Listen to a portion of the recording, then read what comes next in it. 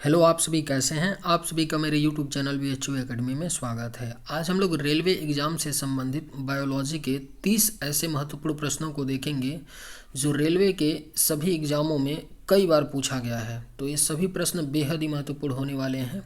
आप लोग वीडियो आखिरी तक ज़रूर देखिएगा और सभी प्रश्नों को आप लोग अच्छे से याद कर लीजिएगा और मुझे कमेंट करके भी बताइएगा कि आपको 30 प्रश्नों में से कितने प्रश्नों का सही जवाब पता था। तो चलिए आइए एक एक करके शुरू करते हैं। मनुष्य की खोपड़ी में कितनी अस्थियां होती हैं? इसका सही जवाब क्या होगा? तो मनुष्य की खोपड़ी में अस्थियों की जो कुल संख्या होती है वह कितनी होती है? तो 29 होती है। यानी सही जवाब क्या होगा? ऑप्शन ए हो जाएगा। मनुष्य की खोपड़ी में अस्थियों की कुल संख्या कितनी होती है? तो 29 होती है। मनुष्य में कुल कितनी हड्डियां होती हैं? इसका सही जवाब क्या होगा? तो मनुष्य में कुल कितनी हड्डियां होती हैं? तो राइट आंसर ऑप्शन बी हो जाएगा 206। मनुष्य में कुल 206 हड्डियां होती हैं। यानी सही जवाब क्या होगा? ऑप्शन नंबर बी हो जाएगा। मनुष्य के शरीर में पसलियों के कितने जोड़े होते हैं? इसका करेक्ट आंसर क्या है? तो मनुष्य के शरीर में पसलियों के 12 जोड़े होते हैं। यानी सही जवाब क्या हो जाएगा? ऑप्शन ए हो जाएगा। मनुष्य के शरीर में पसलियों के कितने जोड़े? तो 12 जोड़े होते हैं। नवजात शिशुओं में हड्डियों की संख्या कितनी होती है?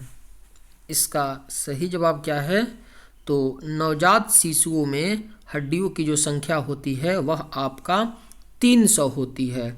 नवजात शिशुओं में वयस्क मनुष्य से ज़्यादा होती है। वयस्क मनुष्य में कितनी होती है? तो 206 हड्डियाँ होती हैं। लेकिन नवजात शिशुओं में 300 कैसे होता है? तो ज़्यादा इसलिए होता है ना, जब बच्चे धीरे धीरे शिशु बड़े होते हैं तो कई हड्डियां क्या होती हैं, मिल करके एक हड्डी बन जाती है। ठीक है, इसलिए नवजात शिशुओं में ज़्यादा होते हैं। और जब नवजात शिशु वयस्क बनता है तो क्या होता है? हड्डियों की संख्या 206 हो जाती है।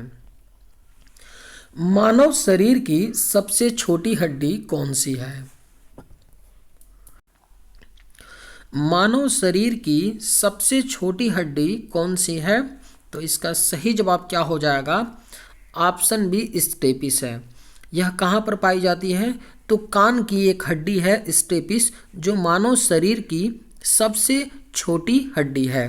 यानी सही जवाब क्या हो जाएगा? ऑप्शन आपका बी हो जाएगा। मानव शरीर की सबसे लंबी हड्डी कौन सी है? इसका सही जवाब क्या है?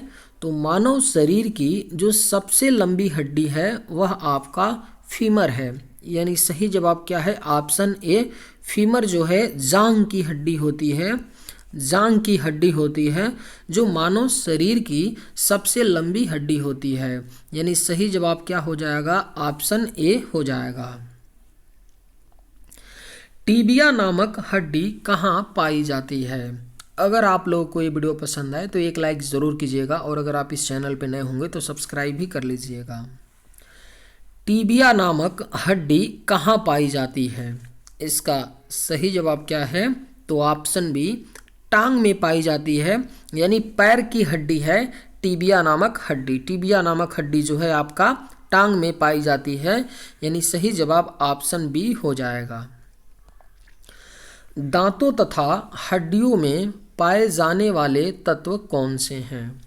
आपके ऑप्शंस हैं पोटेशियम व कैल्शियम, कैल्शियम व फास्फोरस, कैल्शियम व मैग्नीशियम, फास्फोरस व सल्फर।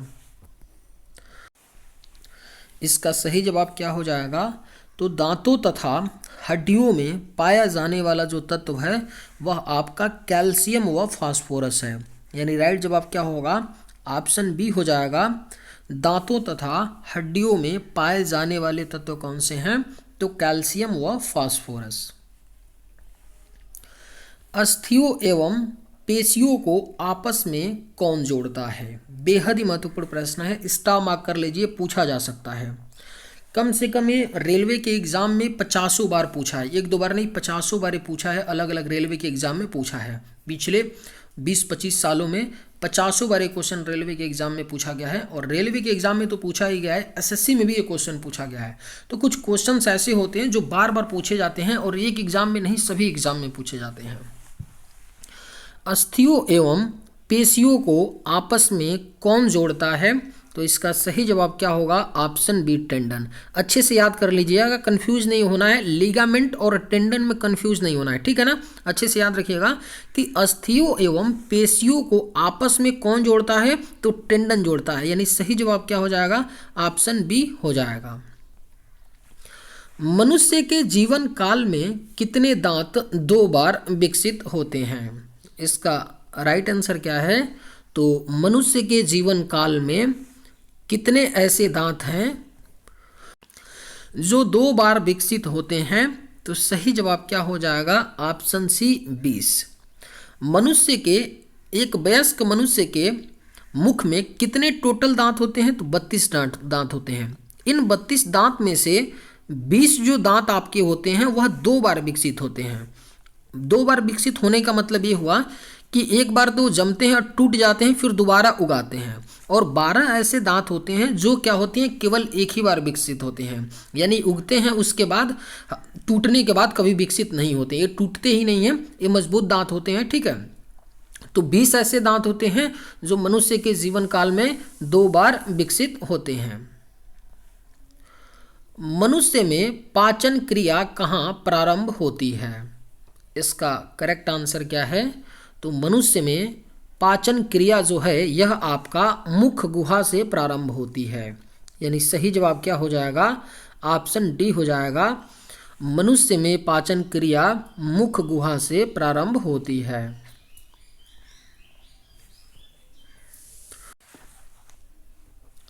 मानव शरीर में पाचन का अधिकांश भाग किस अंग में संपन्न होता है? इसका सही जवाब क्या है? तो मानव शरीर में पाचन का जो अधिकांश भाग होता है यह छोटी आंत में संपन्न होता है, यानी सही जवाब क्या होगा? आपका छोटी आंत, स्मॉल इंटेस्टाइन। अगर छोटी आंत की बात करें तो इसकी लंबाई कितनी होती है? तो 6 से 7 मीटर होती है छोटी आंत की लंबाई। इसे भी आप लोग याद रखिएगा कि छोटी आंत की लंबाई कितनी होती है? तो 6 से 7 मीटर। और अगर आपसे फीट में पूछे तो 20 से 23 फीट होती है छोटी आंत की लंबाई, है ना। तो इसे याद रखिएगा आप लोग। और जो आपका अधिकांश पाचन होता है इसी छोटी आंत में होता है। और अगर मैं बड़ी आंत की बात करूं तो बड़ी आंत की जो लंबाई होती है वह कितनी होती है? तो 1.5 मीटर होती है। ये भी क्वेश्चन पूछा गया है, याद रखिएगा कि बड़ी आंत की लंबाई 1.5 मीटर होती है। अगर फीट में पूछे तो 5 फीट होता है। बड़ी आंत की जो लंबाई होती है वो कितनी होती है? तो 5 फीट होती है। मानव की पाचन नली लगभग कितने फीट लंबी होती है?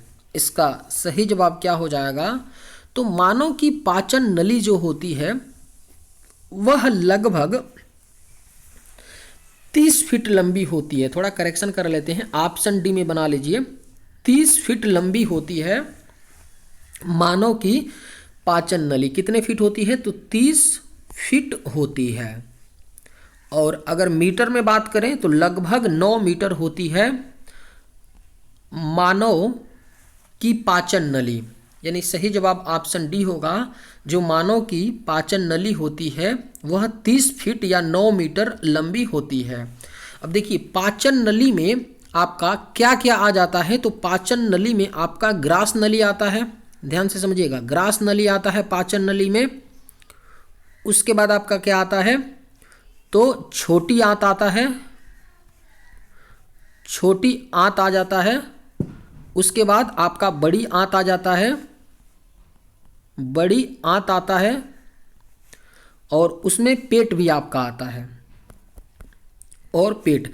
यानी आपका पाचन नली में ये आपका 4 चीज़ें शामिल होती हैं, है ना। इन 4 चीज़ों को मिला करके 30 फीट लंबी होती है, जो हमारी पाचन नली होती है। कौन कौन सी चीज़ें? ग्रास नली, पेट, छोटी आंत और बड़ी आंत, इन सबको मिला करके हमारा पाचन नली बनता है और इसकी लंबाई 30 फीट या 9 मीटर होती है।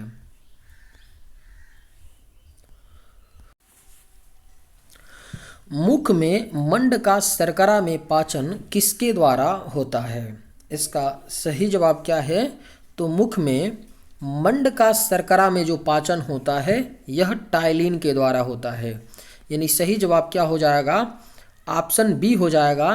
मुख में मंड का शर्करा में जो पाचन होता है टाइलिन के द्वारा होता है।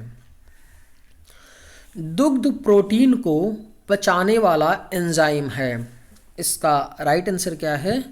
तो दुग्ध प्रोटीन को पचाने वाला जो एंजाइम है वह आपका क्या है? तो रेनिन है। यानी सही जवाब क्या हो जाएगा? ऑप्शन बी हो जाएगा। दुग्ध प्रोटीन को पचाने वाला एंजाइम क्या है? तो रेनिन है। लार में कौन सा एंजाइम पाया जाता है?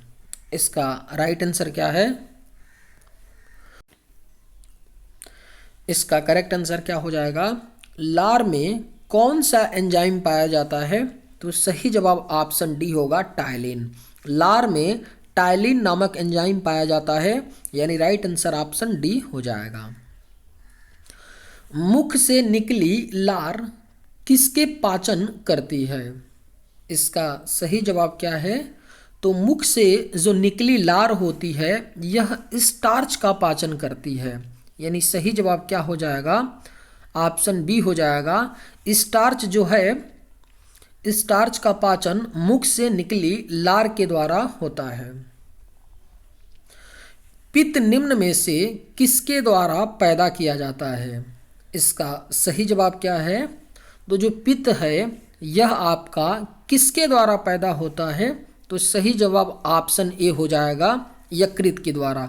पित्त जो है, जिसको बाइल बोलते हैं, यह आपका यकृत के द्वारा पैदा किया जाता है।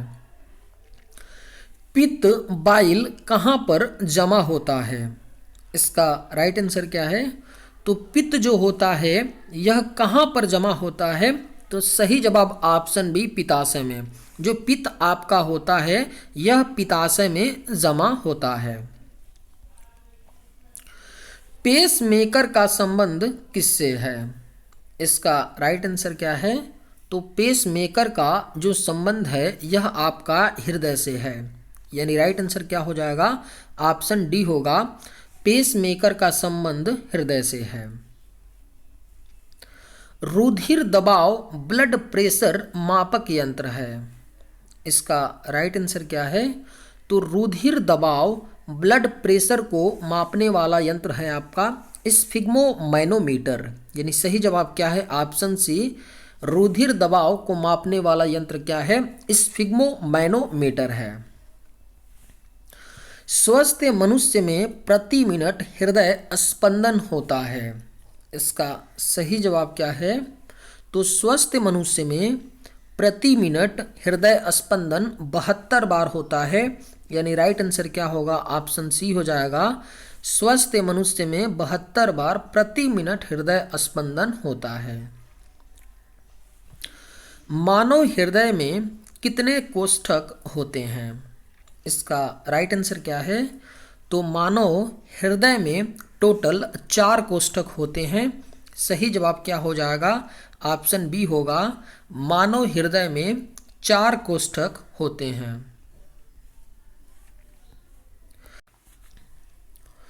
नाड़ी दर कहाँ से मापा जाता है? इसका सही जवाब क्या होगा? तो जो नाड़ी दर होती है इसको धमनी से मापा जाता है। यानी सही जवाब ऑप्शन बी हो जाएगा, नाड़ी दर धमनी से मापा जाता है।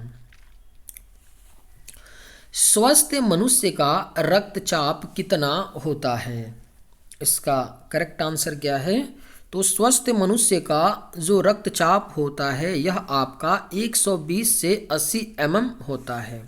यानी सही जवाब क्या होगा? ऑप्शन ए हो जाएगा। शरीर की विशालतम धमनी कौन सी है? अगर आप लोगों को ये वीडियो पसंद आए तो एक लाइक ज़रूर कीजिएगा और अगर आप इस चैनल पर नए होंगे तो सब्सक्राइब भी कर लीजिएगा। शरीर की विशालतम धमनी कौन सी है? इसका राइट आंसर क्या होगा? तो ऑप्शन डी एरोटा। शरीर की जो विशालतम धमनी है वो कौन सी है? एरोटा, जिसको महाधमनी भी कहा जाता है। तो याद रखिएगा, शरीर की जो सबसे विशालतम धमनी है वो कौन सी है? तो महाधमनी है, यानी एरोटा। मानव रक्त का पीएच मान कितना होता है? इसका सही जवाब क्या है? तो मानव रक्त का जो पीएच मान होता है यह आपका 7.4 होता है। और जो मानव रक्त होता है यह कैसा होता है? तो क्षारीय होता है। पीएच मान 7.4 होने की वजह से आपका मानव रक्त क्षारीय होता है। रक्त में पाई जाने वाली धातु कौन सी है? इसका सही जवाब क्या होगा? तो रक्त में पाई जाने वाली जो धातु है यह आपका लोहा है, यानी राइट आंसर क्या हो जाएगा? ऑप्शन ए होगा। रक्त में पाई जाने वाली धातु क्या है? तो लोहा है। लाल रक्त कणिकाओं का शमशान कहलाता है। इसका सही जवाब क्या है? तो लाल रक्त कणिकाओं यानी आरबीसी का शमशान कौन कहलाता है? तो सही जवाब ऑप्शन बी होगा, प्लीहा। प्लीहा जो है लाल रक्त कणिकाओं का शमशान कहलाता है। मानव शरीर में लाल रक्त का निर्माण कहाँ होता है? इसका राइट आंसर क्या है? तो मानव शरीर में लाल रक्त का निर्माण जो है अस्थि मज्जा में होता है। सही जवाब ऑप्शन डी हो जाएगा। चलिए आज के वीडियो में बस इतना ही। अगर आप लोगों को ये वीडियो पसंद आए तो एक लाइक ज़रूर कीजिएगा। थैंक्स।